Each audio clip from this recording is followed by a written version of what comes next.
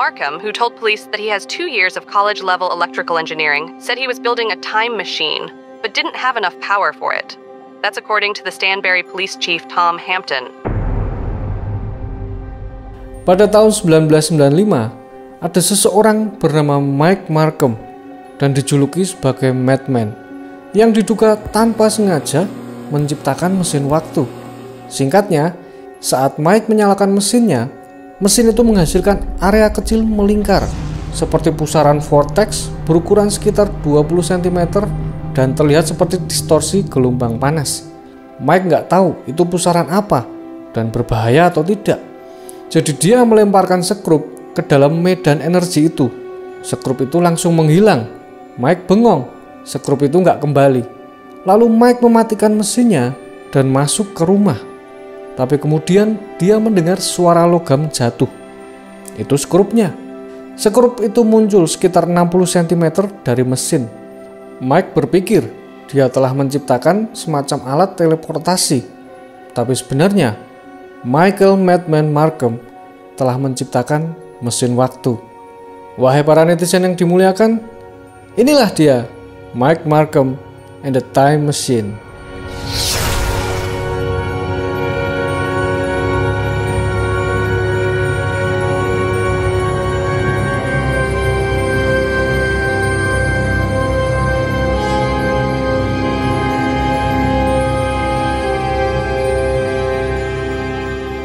Halo semua, selamat datang di channel ini.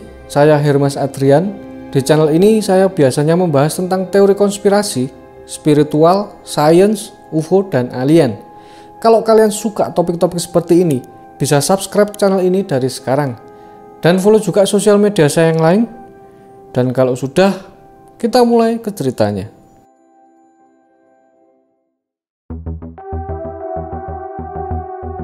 Mike Markham berasal dari sebuah kota kecil bernama Stanbury, Missouri. Dia bukan ilmuwan atau mahasiswa teknik, tapi dia punya bakat bawaan di bidang elektronik dan suka membongkar dan mengutak-atik mesin dan barang-barang elektronik. Teras belakang rumahnya tampak seperti bengkel sekaligus kuburan alat elektronik. Di sana berserakan TV bekas, radio tua, CD player yang sudah terbongkar dan berserakan di mana-mana. Proyek yang sedang dia kerjakan saat itu adalah Jacob's Ladder. Sederhananya, alat yang terdiri dari 2 batang logam yang menciptakan busur listrik yang naik ke atas di antara 2 batang itu. Tapi Mike punya ide untuk memodifikasi alat ini. Dia ingin membuat versi yang lebih kuat. Dan untuk itu, dia butuh membuat transformer atau trafo yang digunakan untuk mengubah tegangan listrik. Untuk menciptakan busur listrik yang mengalir pada Jacob's Ladder, membutuhkan tegangan yang sangat tinggi, puluhan ribu volt. Sementara itu, listrik rumahan di Amerika Serikat hanya berkisar antara 120 hingga 240 volt. Jelas nggak cukup. Jadi Mike memutuskan untuk membuat trafo sendiri. Pada dasarnya, yang dia lakukan adalah melilit 2 kumparan kawat di atas 1 inti logam. Kumparan pertama disambungkan ke sumber listrik rumahnya, yaitu kotak sekring. Kumparan kedua yang berfungsi menaikkan atau menurunkan tegangan, ia lilitkan lebih banyak lagi.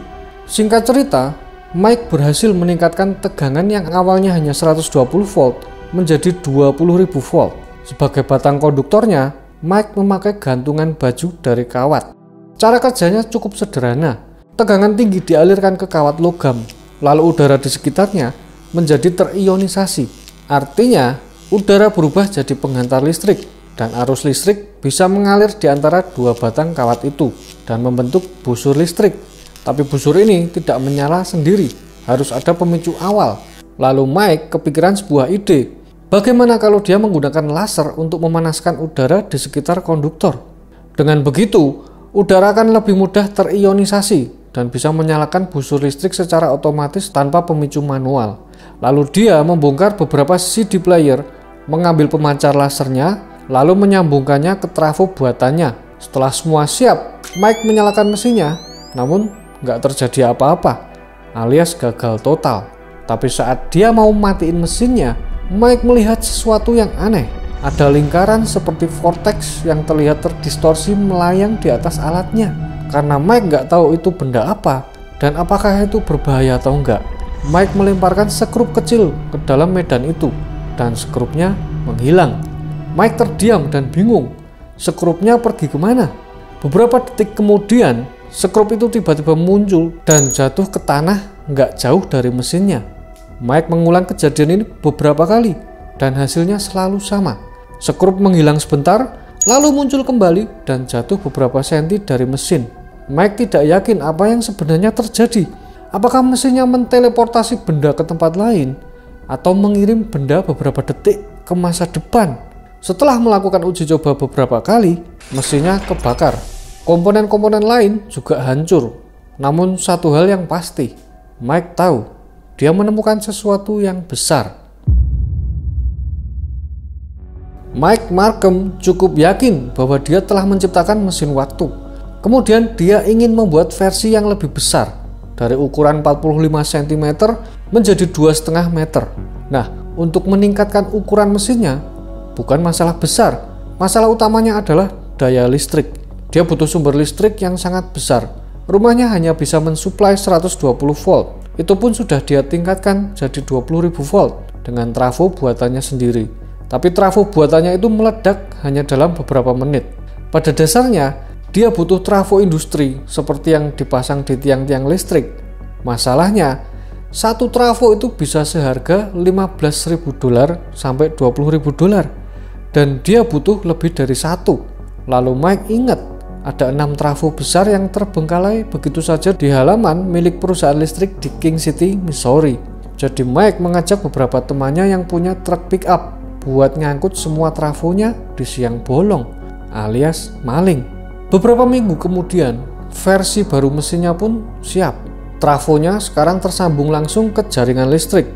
Lasernya sudah baru, gantungan kawat sudah diganti dengan batang logam berukuran tebal 1,2 cm dan panjang 1,2 meter.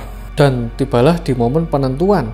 Mike menyalakan mesin, tiba-tiba terdengar ledakan keras dan percikan api. Lalu mati lampu. Bukan cuma rumah Mike, tapi seluruh kota mati listrik. Lalu setelah beberapa kali perbaikan, akhirnya Mike bisa menyalakan mesinnya lagi tanpa menyebabkan pemadaman. Dan kali ini mesinnya berhasil. Mesin itu menciptakan medan energi besar atau semacam vortex selebar beberapa meter, dan Mike mulai melemparkan benda-benda kecil ke dalamnya. Tapi kali ini, benda-benda itu tidak kembali, benar-benar menghilang entah kemana. Kemudian Mike dan teman-temannya mulai iseng. Mereka bertanya, kalau benda besar bisa masuk juga nggak ya? Lalu beberapa dari mereka mendorong sofa ruang tamu ke dalam pusaran energi itu, dan sofa itu menghilang. Berita buruknya, kucing Mike sedang tidur di sofa itu. Di momen ini, semua orang hanya bisa berdiri bengong di ruang tamu yang kosong, menatap medan energi itu. Tiba-tiba, terdengar ketukan keras di pintu depan. Mike membukanya, dan 8 petugas kepolisian sudah berdiri di sana sambil membawa surat penggeledahan. Rupanya, tetangga Mike telah melaporkan aktivitas aneh yang terjadi di rumah itu. Polisi pun mulai menghubungkannya dengan laporan hilangnya peralatan dari perusahaan listrik. Terpaksa, eksperimen Mike harus berhenti karena dia ditangkap.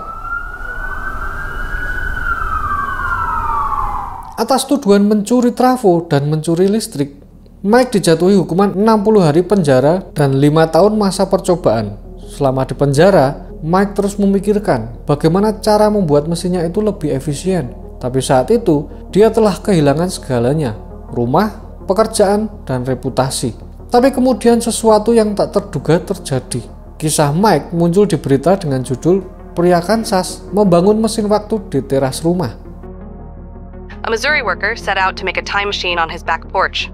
The contraption he came up with was not completely off the mark, according to scientists.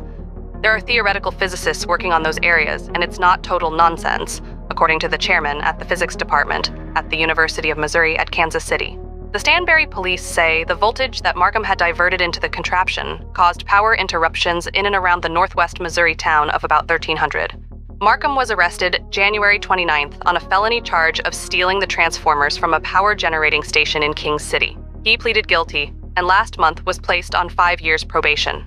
Police said the transformers had a capacity of 12 to 76,000 volts each, enough to easily cause electrocution or an explosion. Markham, who told police that he has 2 years of college-level electrical engineering, said he was building a time machine, but didn't have enough power for it. That's according to the Stanberry Police Chief Tom Hampton.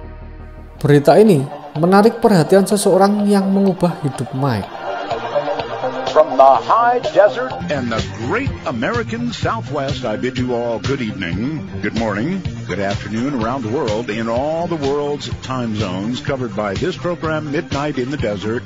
I'm Art Bell, and it's Friday. 18 to 20 years ago, respectively, I interviewed a young man named Mike Markham. I set out to find young Mr. Markham, and I found him. Michael, are you there? Yeah. Good. Art Bell mewawancarai Mike selama 1,5 jam di acara radionya Coast to Coast. Dalam wawancara itu, Mike terdengar jujur dan benar-benar paham soal elektronik.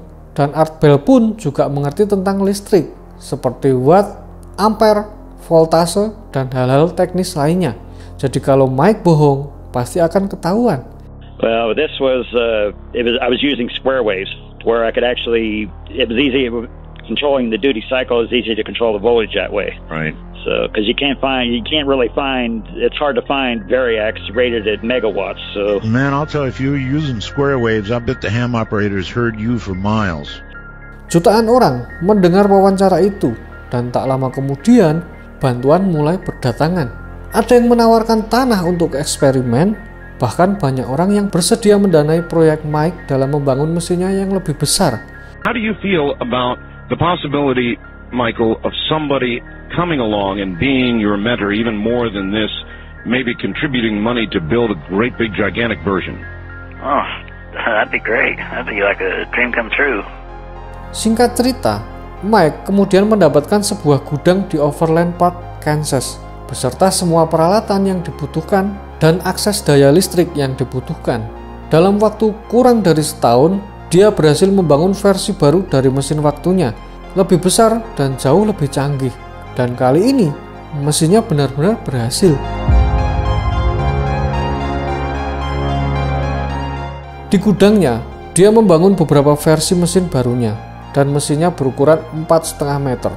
Mesinnya ini bukan cuma menciptakan pusaran energi kecil lagi. Kali ini, Mike berhasil menciptakan apa yang dia sebut sebagai plasma tornado. Maybe it'll be more efficient if I use, instead of using basically heat from a laser in a cold room, the differential, the temperature difference between those two to stir the plasma, maybe even more efficient if I use the magnetic field to stir it. That's what I ended up doing. Use the magnetic field to do what? In simple terms, this thing looks like basically a plasma tornado. Dan mesin ini membutuhkan daya hingga 3 juta volt. Ini adalah tekanan yang luar biasa besar. Secara sederhana, voltase adalah ukuran tekanan atau gaya yang mendorong arus listrik. Bayangkan listrik seperti aliran air di selang. Ampere adalah seberapa banyak air yang mengalir, sedangkan volt adalah tekanannya. Rumah biasa biasanya hanya punya daya sekitar 100 hingga 200 ampere. Jadi ampere itu jumlah energinya. Dan volt itu adalah seberapa kuat dorongannya. Kalau kamu memperkecil ujung selang air, tekanannya akan meningkat meski volume airnya tetap. Begitulah cara kerja trafo.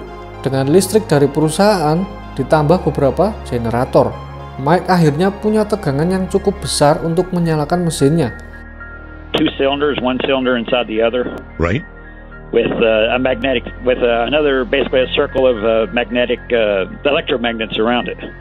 So basically, you got a bunch of plasma inside of it with a magnetic field rotating it.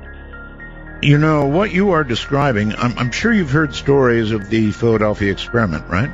Yeah. Well, they described a similar electronic setup with regard to the rotating magnetic fields. Art mengatakan bahwa eksperimen Mike mirip dengan eksperimen Philadelphia yang juga menggunakan tegangan tinggi dan medan magnet berputar. Bahkan saat Mike ditangkap polisi, dia mengatakan bahwa dia sedang membangun mesin waktu. Tentu saja polisi menganggapnya gila. Tapi beberapa ilmuwan justru percaya bahwa membangun mesin waktu memang mungkin, dan teknologi yang digunakan Mike sebenarnya sudah berada di jalur yang benar. Because Einstein's equations do allow for time travel. And they're blueprints, blueprints for different kinds of time travel designs that are compatible with Einstein's theory. For example, gigantic spinning cylinders. You go around the cylinder and you come back before you left.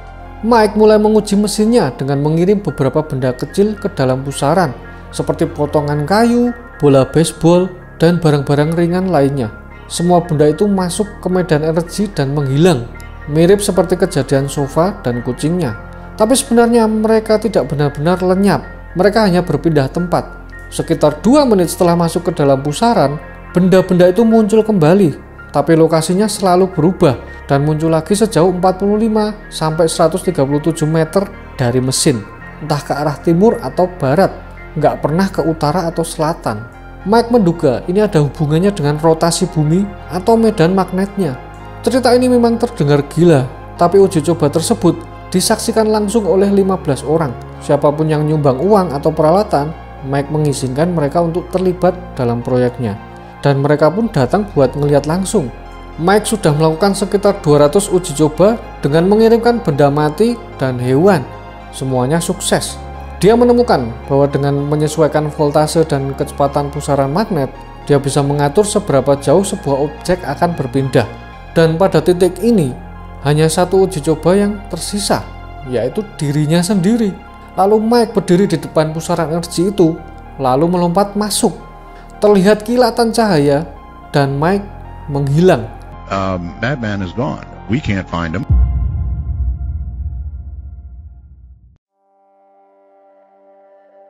Ketika Mike sadar, dia bukan lagi berada di gudang, tapi tergeletak di tengah ladang, entah di mana, dan mengalami sakit kepala paling parah yang pernah dirasakannya. Dan yang lebih parah, dia mengalami amnesia. Lalu Mike berdiri dan mulai berjalan tanpa arah. Butuh waktu, tapi perlahan ingatannya mulai kembali. Akhirnya, dia tiba di Fairfield, Ohio, sebuah kota kecil di pinggiran Cincinnati. Fairfield berjarak 800 mil tepat ke arah timur dari gudangnya di Overland Park, Kansas. Dan Mike tidak punya SIM, kartu identitas, bahkan uang. Jadi dia menuju tempat penampungan tunawisma terdekat, hanya untuk mendapatkan makanan dan coba memikirkan apa yang sebenarnya terjadi. Di tempat penampungan, Mike melihat sebuah koran, dan saat itulah dia sadar. Dia telah melompat 2 tahun ke masa depan.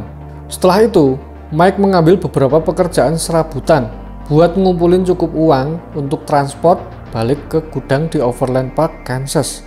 Tapi saat dia sampai di sana, gudangnya kosong, mesinnya hilang, video uji coba, catatan, dan dokumentasi lenyap. Mike masih yakin dia bisa membangun ulang mesin waktunya. Dia merasa masih mengingat sekitar 90-95% dari prosesnya. Tapi masalahnya, dia butuh uang. Semua peralatan yang dulu dia pakai bernilai jutaan dolar. Masalahnya, Mike nggak inget siapa saja para donaturnya waktu itu. Dan di momen ini, hanya satu orang yang Mike harus temuin. Dan disinilah Mike tampil untuk ketiga kalinya di acara Coast to Coast.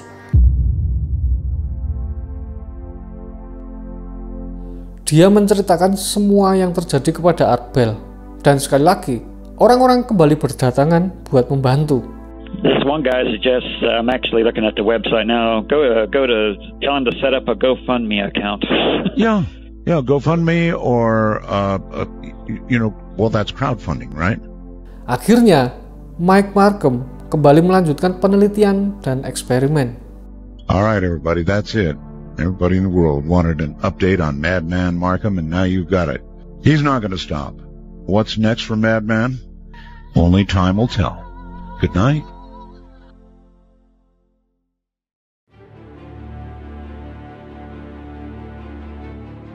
Mike ingin mencoba perjalanan waktu lagi, tapi kali ini dia punya persiapan yang lebih baik.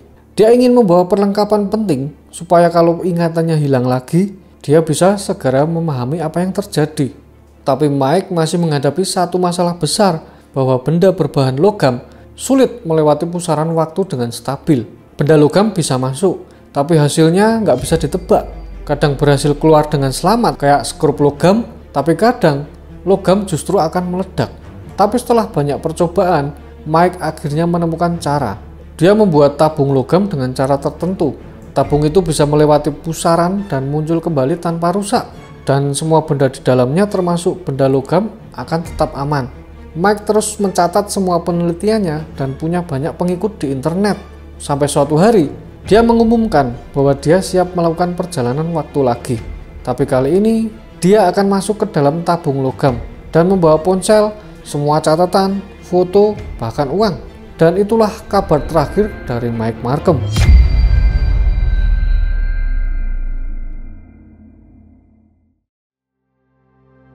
Art Bell terus mengikuti perkembangan Mike dan dia kecewa saat tahu Mike menghilang lagi. Kemana dia pergi dan di tahun berapa nggak ada yang tahu. Tapi suatu hari dalam acara radionya, Art menerima telepon yang sangat mengganggu. Penelepon itu bilang dia menemukan artikel koran tahun 1930 yang menceritakan tentang seorang pria yang tenggelam dan jasadnya ditemukan di pantai.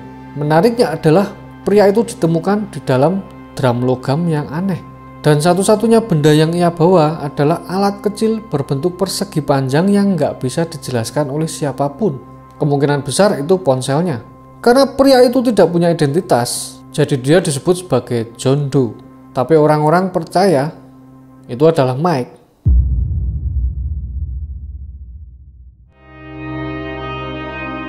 Mike Madman Markham adalah salah satu kisah time travel paling menarik yang pernah diceritakan.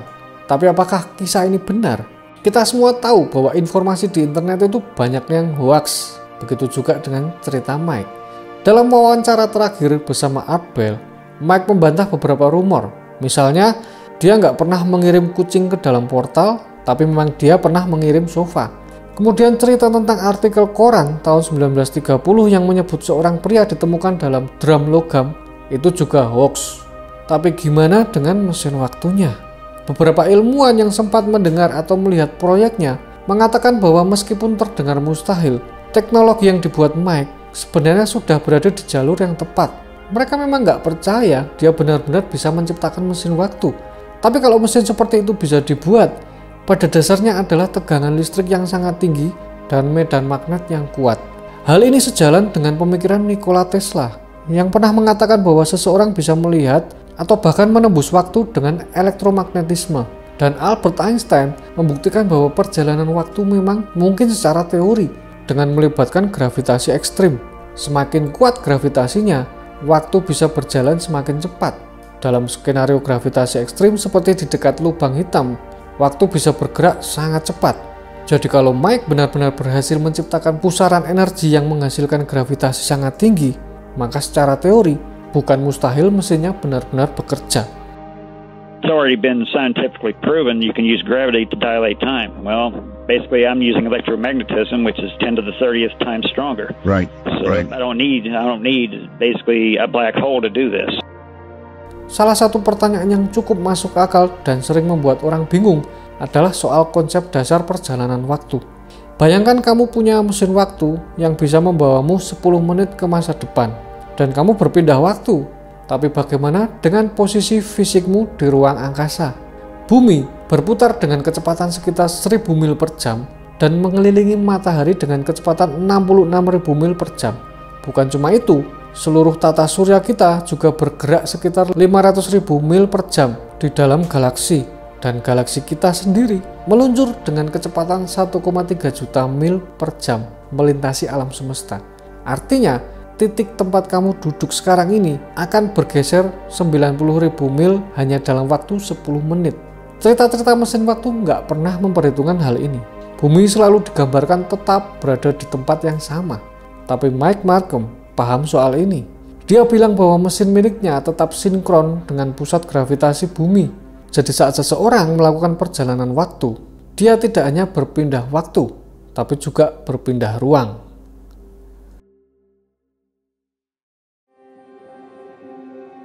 Terima kasih yang sudah nonton sampai sini. Menurut kalian, apakah cerita Mike ini benar? Apakah mesin waktu itu memang sudah ada saat ini? Dan apakah perjalanan waktu itu memang bisa dilakukan? Tulis di kolom komentar. Kalau kalian suka video kali ini, bisa tekan tombol subscribe dan nyalakan lonceng notifikasinya. Follow juga sosial media saya yang lain. Dan sekian video kali ini, sampai jumpa di video selanjutnya.